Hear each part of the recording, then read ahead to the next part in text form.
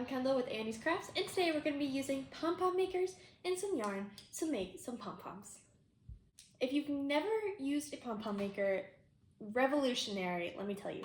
If you are like the people who like wrap it on their hands and then they cut it, that's great for one-offs, but when you're doing so many pom-poms, it's just not reasonable. I'm going to be making a pom-pom wall hanging for right over here, but I'm going to use different sizes, but I want all those sizes to stay consistent. So I'm going to be showing you how to use pom-pom maker. You can find these in the link in the description. You're going to need some pom-pom makers, some yarn, more than you think, and scissors. I highly recommend getting a brand new pair of scissors for this if you're going to be making a lot, because you're going to be cutting through a lot of yarn and you're going to be trimming it and you just want it to be sharp. You can also find these in the link in the description. They fold up. I keep them in my crochet case because they're really small and I will lose scissors all the time. Can't lose these because they're always in my case. I have a lot of sizes. I have 6. I'm going to go with this blue one here because it's good medium-sized pom-pom, and then I can decide what else I want from there. So a pom-pom maker opens in half, and this is how you're actually going to remove it. So we need to put together now. And then these top parts come off. And it creates like an S shape. This is what you're actually going to be wrapping the yarn around. Then we'll close it, tie a string together, and cut it. So we're going to open one side. Take your yarn and leave a bit of a tail. I'm leaving about 8 inches, but you probably don't need that much. You're going to hold it, and you're just going to start wrapping it around the edges. It doesn't matter how, although there are designs you can do in pom-poms with different colors, make them look like animals and things like that. Ooh, before we go any further, my ball of yarn is rolling around. So I'm putting it in my yarn bowl. You can also find this in the description below. And then this will make winding so much easier and faster. If you wind your tail, that's a-okay as well. And you're just gonna wrap and wrap and wrap and wrap and wrap and wrap all the way till it's covered and pretty thick, depending on how big you want your pom-pom. I want it to be pretty thick because I want to put it on a hanging. I'm also gonna be trimming them to the end so it's nice and fluffy. And so if it's extra thick, it'll just give us some more yarn to trim, so I don't trim it too small. And this yarn has a little bit of a gradient in it. It's extra from a big skein of yarn I had. I didn't like this part they transitioned to, so I cut out that color. And now I have all this extra yarn of it because I made a full blanket out of it. And I cut out this yarn every single time. So it's slowly changing shades of pink. Okay, that's pretty full. I can't really wrap it around too many times. So I want to transition to this side. I want to close this guy. It doesn't snap in or anything like that, so don't worry. And then you can either cut it or just move it over. I'm just going to move it over because that's easier for me. And then you're going to do the exact same thing on this side.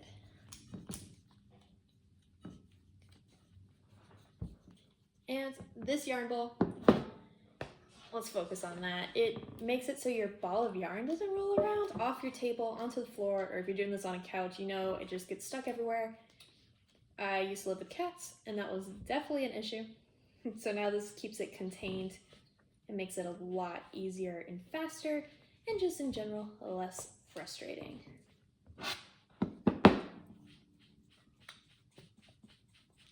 So I'm still going around, round and around and around. This is a good one if you want to watch TV and just make a bunch of pom-poms, or enlist the help of friends and family, because this is definitely something you don't need a specific skill for it. You just teach them once and they're ready to go. Okay, that's pretty full as well, about evenly full, because I want my pom-pom to be nice and even on both sides. I'm going to close it. And here, I'm going to cut a tail. It's about 6 inches. Cut it. And then I'm going to take another strand. This one's about a foot. foot and a half. And I'm going to put this to the side because we're going to need it in a bit. But first, we're going to cut all of this yarn. And this is the pom-pom. So you're going to take your scissors and go in between. And you're just going to cut the pieces. You might have to hold this down because you want to make sure that it doesn't come undone and all of your yarn flies everywhere. So you're just going to go through this little groove. This is why you need new, fresh scissors, because if they're old and they're not as sharp, this is going to take forever. And we're cutting and cutting and cutting. Okay, that was side one. And then I'm going to do the same thing over here, just keep on going around. If you find that keeps on flying off, you can try the different direction too. Sometimes that helps. Personally, it doesn't bother me, I'll just hold it down, but it totally depends on what your comfort level is and how many pom-poms you're making.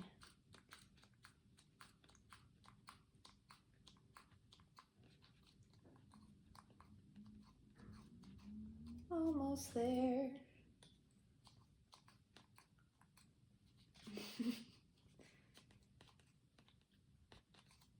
Oh, okay. Boom, look at that. It looks ridiculous, but it's sort of looking like pom-pom. Okay, now I have this extra piece of yarn, and you're gonna put it in the groove all the way around. And you're gonna be tying a square knot all the way through. You wanna make sure it's really tight. Ugh. Because this is how your pom-pom doesn't come apart. You don't want shreds of yarn, you want a pom-pom. I'm leaving these tails because I am going to be hanging it. This is the extra one so I don't mix it up.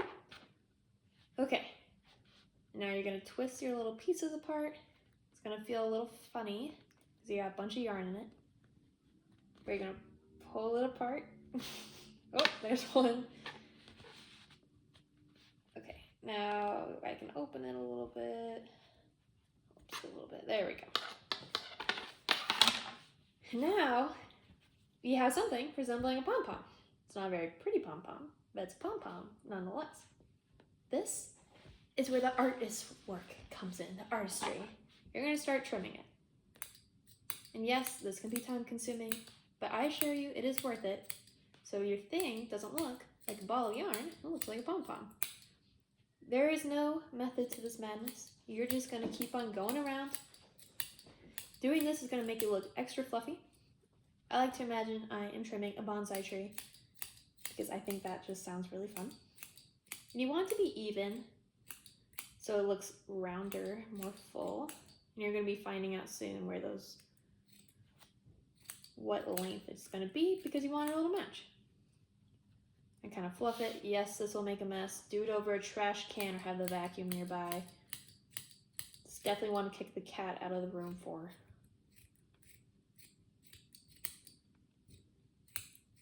Ugh. Okay.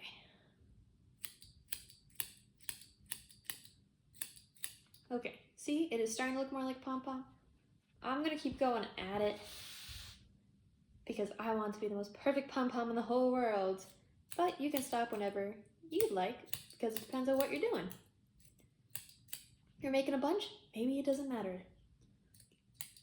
I'm especially trying to go right here because it's not very fluffy down here. So it looks more like a half sphere instead of a ball. Fluffing it. Should try like beard trimmer or something on this, or like a hedge trimmer. Probably destroy the yarn, but it'd be fun to try. These scissors are even a little bit curved, which makes it nice. It's just a little easier to see. Sometimes the straight ones, you'll notice you like swipe a whole section out. You have to make everything shorter then. Okay. Alright, I'm just gonna go around and trim extra long pieces.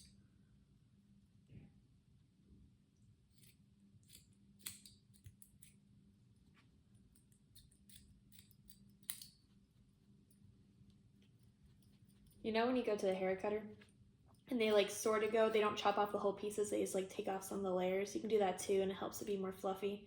So it goes from this to kind of like spreading the strands apart so it's fluffier. It's kind of the same idea. Okay, now I'm pinching. Okay.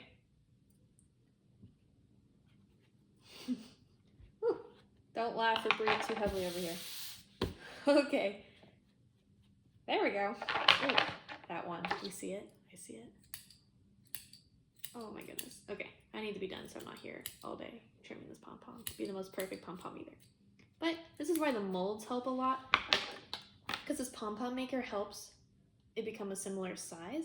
You've done it on your hand, then you'll have to do a lot of trimming just because your hands differ along the edges, and if you make a lot, it's not worth it. This is worth it. Okay, there it is. Here is my perfect pom-pom. You can hang it. Because there's string in it, you can thread yarn through it and then you're gonna be able to slide it. These are linked in the description below. This is scrap yarn, but you can use any and all type of yarn and can create different textures and ideas. I hope you enjoyed making this pom-pom because I'm gonna go make a million more.